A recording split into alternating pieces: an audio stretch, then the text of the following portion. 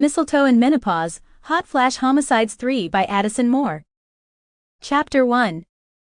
I should have killed him months ago, I whispered to the tiny tot in my arms as I looked directly at his demented daddy. The baby gives a growl and yanks on a lock of my hair in response.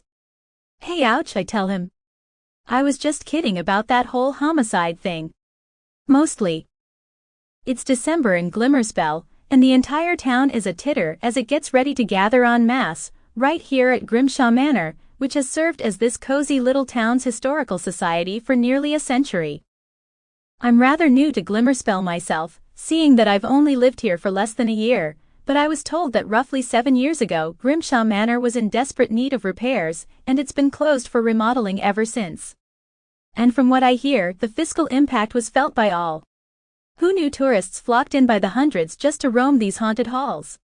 The fine folks who run the businesses alongside it on Main Street, that's who. Tonight is the official grand reopening, and the Historical Society managed to drum up one of Harland Grimshaw's ancestors to pop a cork this evening, as the town celebrates its ticket to riches once again. Apparently, the tours they used to run through this place garnered Glimmerspell quite a chunk of change, so they're anxious to get back to collecting coins. My ex-Harold Booby winks over at me while standing under a floral arch, right here in the library of Grimshaw Manor. The floral arch is actually comprised of evergreen garland strewn with twinkle lights, and a few poinsettias poked in here and there. That seems to be the decorating theme engulfing the entire manor this evening, and seeing that it's been festooned for Christmas, it makes perfect sense. A tall skinny tree sits next to the makeshift altar, and it holds the glow of 1,000 twinkle lights itself. Harold, the man I was married to at this time last year, wanted a bride for Christmas, and by goodness, he found a taker, a miracle as it were. Thankfully, I'm not the bride in this scenario. In fact, under no circumstances would I have ever agreed to show up at his brand spanking new hitchem and ditchem scheme, well, save for one circumstance.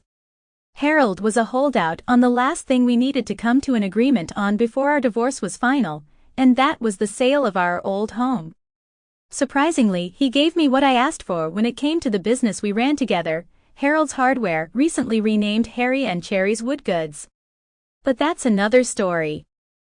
The house was the major point of contention because instead of selling it and splitting the profits down the middle, he wanted to shack up with the teen dream he left me for right there in our very own bed.